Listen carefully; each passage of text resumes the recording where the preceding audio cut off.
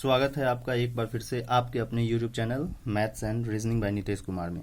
आज हम लोग राम सिंह यादव का प्रैक्टिस सेट जो बुक है उसमें जीडी वालों के लिए, जो बच्चे जीडी की तैयारी कर रहे हैं या यूँ कहें जो ट्रेड्समैन, क्लर्क या जीडी किसी भी चीज़ की तैयारी कर रहे हैं और जिसमें रीजनिंग पोर्शन आता है, तो मैं जीडी प्रैक्टिस सेट का सेट नंबर 1 और 2 का रीजनिंग का 5-5 क्वेश्चन जो है उसको करवाने जा रहा हूँ।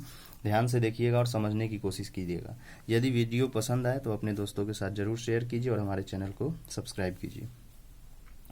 देखिए पहला सेट जो है और इसमें रीजनिंग का क्वेश्चन 46 नंबर से शुरू होता है, 46 नंबर से। तो जो 46वां क्वेश्चन है, 46वां क्वेश्चन में एक सीरीज दिया हुआ है, एक श्रेणी दिया हुआ है। अब उस श्रेणी में क्या है आप जरा ध्यान से देखेंगे। उसमें दिया हुआ है कि 2 है, 2, 6, 14 फिर 30 और इसके बाद नेक्स्ट टर्म क्या होगा ये हमें निकालना है। तो आप ध्यान से देखिएगा कि 2 में क्या जोड़ा गया है, 4 जोड़ा गया है, 6 में 8, इसमें 16 और इसमें अब नेक्स्ट क्या जोड़ेंगे 32। यानी क्या है, तो यह 4 है, 2 का स्क्वायर है, यह 2 का क्यूब है यानी 3 पावर है, यह 2 का 4 पावर है। तो निश्चित तौर पे अगला जो होगा यह 2 का 5 पावर। और 2 का 5 पावर क्या होता है, 5 कहने का मतलब 2 गुने 2 गुने 2 गुने 2 गुने 2। तो 2 दूनी 4 दूनी 8 दूनी 16 दूनी 32। 32 जोड़िएगा 30 में तो क्या हो जाएगा 62। तो इसका आंसर हो गया 62। ऐसे ही 2 के पावर 2 का मतलब 2 गुने 2 तो 4 हो गया। 2 के पावर 3 का मतलब 2 गुने 2 गुने 2 यानी 2 दूनी 4 दूनी 8 हो गया। तो आप समझ गए होइएगा इस क्वेश्चन को। अब है 47 नंबर क्वेश्चन। इसमें आपको दिशा पर आधारित क्वेश्चन है, दिशा पर आधारित क्वेश्चन है। तो दिशा के लिए सबसे पहले आपको कुछ बेसिक कंसेप्ट का होना जरूरी है। देखिए इसमें यह ऊपर है, ऊपर ऊ से उत्तर हो गया, ठीक है, यह उत्तर हो गया, यह दक्षिण हो गया, यह पूरब हो गया, यह पश्चिम हो गया, ठीक है। अब इसके बाद क्या होता है कि यहाँ देखिए 4 और डायरेक्शन है, 4 और दिशा है। यह मैं बेसिक चीज़ आपको बता रहा हूँ जिससे कि आपका डायरेक्शन वाला जो भी क्वेश्चन होगा वो बन जाएगा। अगर इसका हम नाम लिखना चाहे तो हम लिख सकते हैं पूरब उत्तर भी, लेकिन ज़्यादातर नाम लिखने में क्या होता है कि उत्तर और दक्षिण को शुरू में लेकर के हम नाम लिखते हैं। तो जैसे यह किसके बीच में है, तो उत्तर और पूरब के बीच में, तो इसका नाम हम बोलेंगे उत्तर पूर्व, उत्तर पूर्व। यह हो जाएगा उत्तर पश्चिम, पश्चिम है, उत्तर पश्चिम। यह हो जाएगा दक्षिण, पहले बोलेंगे तो दक्षिण पश्चिम, यह हो जाएगा दक्षिण और पश्चिम, ठीक है, समझिए इसको। और यह हो जाएगा दक्षिण पूरब, क्या हो जाएगा दक्षिण पूरब। अब एक और चीज़ ध्यान से समझ लीजिए इसमें, जैसे यह एक दिशा है तो यहाँ 90 डिग्री कोण बनता है, इस जगह 90 डिग्री, यहाँ भी 90 डिग्री और यहाँ भी 90 डिग्री, है ना। यानी 2 दिशा, यह उत्तर है यह पूरब है, इन दोनों दिशा के बीच में 90 डिग्री। फिर इसी तरीके यहाँ भी 90 डिग्री, यहाँ भी 90 डिग्री, यहाँ भी 90 डिग्री। तो और इसको यदि हम 4 और दिशा में बांट देते हैं, यानी टोटल इसमें कितना है 1 2 3 4 5 6 7 8 दिशाओं में हम बांटे हैं। तो यह पूरा चूंकि 90 था तो ये आधा यह हो जाएगा 45 डिग्री, यह भी हो जाएगा 45 डिग्री। इसी तरीके हर तरफ होता है, ठीक है। दूसरा एक और चीज़, घड़ी की सुई की दिशा। तो आप देख रहे हो ये घड़ी ऐसा रहता है, इसमें सुई का दिशा ऐसे, घड़ी का सुई इस तरफ चलता है, तो यह घड़ी की सुई की दिशा हो गया। और प्रश्न में यदि पूछे घड़ी के सुई के विपरीत दिशा में, विपरीत मतलब उल्टा, तो आप इस तरीके इसको समझेंगे, ठीक है। ये इतना बेसिक चीज़ मैं आपको बता दिया हूँ जिससे आपको दिक्कत नहीं होगा। अब हम क्वेश्चन की तरफ चलते हैं। क्वेश्चन में देखिएगा, क्वेश्चन में कह रहा है कि एक आदमी दक्षिण दिशा की ओर मुंह किए हुए। सबसे पहले मान लीजिए हम एक इस तरीके का फॉर्मेट बना लेते हैं। अगर हम बिल्कुल स्टार्ट कर रहे हैं, शुरू से पढ़ रहे हैं, तो एक ऐसा हमने फॉर्मेट बनाया। एक आदमी है जो दक्षिण दिशा की ओर मुंह किए, यानी इधर की ओर वह अभी मुंह किए हुए खड़ा है ना। यहाँ इस जगह अगर मान लीजिए वह इधर की ओर मुंह किए हुए खड़ा है। वह घड़ी की सुई की दिशा के विपरीत 135 डिग्री मुड़ जाता है। घड़ी की सुई की दिशा के विपरीत, तो घड़ी की सुई की दिशा तो इधर होता है, यह हो गया क्लॉकवाइज, क्लॉकवाइज मतलब घड़ी की सुई की दिशा। और विपरीत कहने का मतलब कि क्या, उल्टा हो गया, इस दिशा में 135 डिग्री मुड़ जाता है। कैसे मुड़ता है 135 डिग्री। तो अभी वह कहाँ है, अभी वह दक्षिण की ओर मुंह किए हुए है, मतलब ऐसे है, इधर की ओर है। और अगर 135 डिग्री उसको उल्टा मुड़ना है, ऐसे घड़ी के विपरीत दिशा में इधर, ठीक है। तो 90 तो मैंने बताया था कि पूरा 90 हो गया, 135 मुड़ना तो 90 तो ही हो गया, और इतना यहाँ ही 45, तो 90 और ही 45 क्या हो जाएगा, यहाँ से यहाँ तक 135 डिग्री मुड़ करके अभी वह कहाँ है, इधर की ओर घुमा हुआ है, ठीक है, इस जगह है। अब इसके बाद आपको देखना है क्या कह रहा है क्वेश्चन में। मुड़ने के बाद फिर घड़ी की सुई की दिशा में 180 डिग्री मुड़ता है। तो अब यहाँ इस ओर यह घुमा हुआ है, मुड़ा हुआ है। अब इसके बाद 180 डिग्री मुड़ना है, तो 45 डिग्री तो यह हो गया 45 डिग्री, और इस जगह का ये जो पोर्शन है यह 90 डिग्री है। जो दोनों मिला करके 135 हमने लिखा है ना, 90 और ये 45 मिला करके 135 है।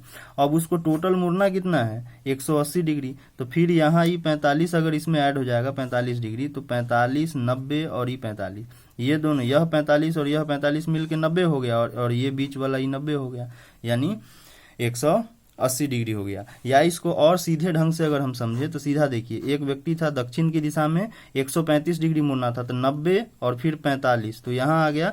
और जब भी अगर कह दे कि 180 डिग्री मुड़ना है, तो यानी सीधी रेखा जो है, सीधे रेखा पर जितना कोण बनता है यह पूरा 180 डिग्री है। तो अब वह मुड़ के इस जगह आ गया है, इस दिशा में आ गया है।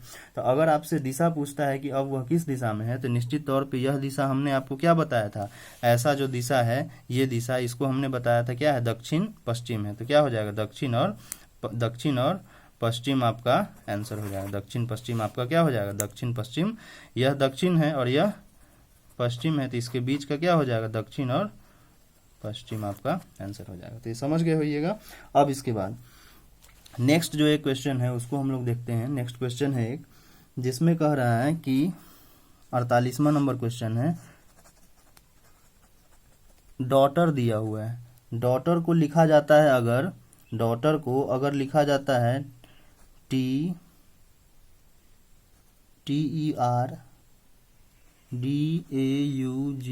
अगर डॉटर को ऐसा लिखा जाता है तो बताइए एप्टीट्यूड को क्या लिखा जाएगा, APTITUDE,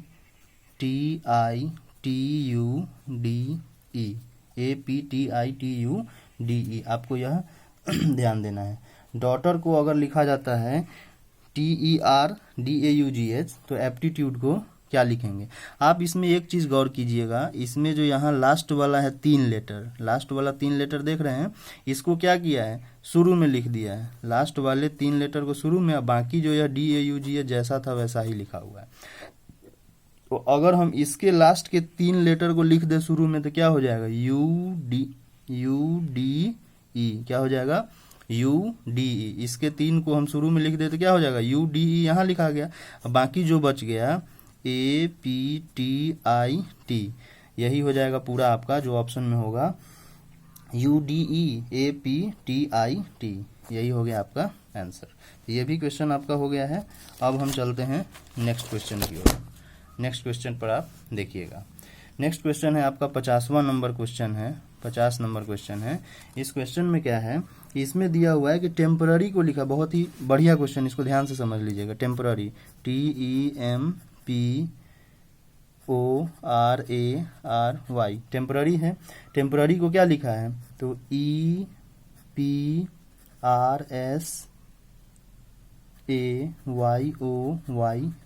एक तो ऐसा दिया हुआ टेम्पररी को ये लिखा गया। दूसरा जानकारी दिया हुआ है कि एक्सक्यूज है, EXCUSE, एक्सक्यूज को लिखा हुआ है क्या, PGNVXP।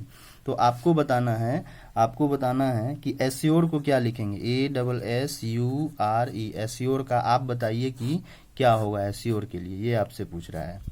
1 2 3 4 5 6 है, 1 2 3 4 5 6 बॉक्स हमने मान लो बना लिया। आप इसको थोड़ा गौर से देखिए, एकदम आसान है। जैसे देखिए, टी अगर है तो टी को ई लिखा है, ई है तो ई के जगह पी, एम के जगह आर, पी के जगह एस, ओ के जगह ए, आर के जगह वाई, ए के जगह ओ, आर के जगह वाई और वाई के जगह एम लिखा है, ठीक है। और इसमें ई के जगह पी, एक्स के जगह जी, सी के जगह एन और यू के जगह भी है, एस के जगह एक्स है और ई के जगह पी लिखा हुआ है, ठीक है। तो इसी में से जिस लेटर के बदले जो लिखा गया है उसी का उपयोग करके हम इसको बनाएंगे। यानी ए के जगह क्या लिखा आएगा, तो आप इसमें देखिए ए के जगह क्या लिखा है, ओ लिखा है, तो यहाँ आप ओ लिख लीजिए। एस के जगह क्या लिखा है, एस के जगह एक्स लिखा है, तो 2 बार एक्स है तो एक्स एक्स हो गया। यू के जगह क्या लिखा है, यू के जगह भी लिखा है तो भी आप लिख दीजिए। आर के जगह क्या लिखा है, आर के जगह वाई लिखा है तो वाई लिखिए। ई के जगह क्या लिखा है, ई के जगह पी लिखा हुआ है तो आप यहाँ पी लिखिए। तो ये जो ऑप्शन होगा आपका वो सही हो जाएगा। तो इस तरीके आपका पहला सेट कंप्लीट हो गया। अब हम दूसरे सेट पे चलते हैं। ठीक है, दूसरे सेट में जो पहला क्वेश्चन है वो क्या कह रहा है, पहला क्वेश्चन भी सीरीज वाला है। सीरीज कहने का मतलब इसमें भी श्रृंखला दी हुई है। आइए देखते हैं क्या कह रहा है। सेट 2 का रीजनिंग है। 46 नंबर क्वेश्चन। इसमें कह रहा है कि 17, 21, 23, 27, 29, 33, 39। अब इसके बाद क्या होगा ये हमको बताना है।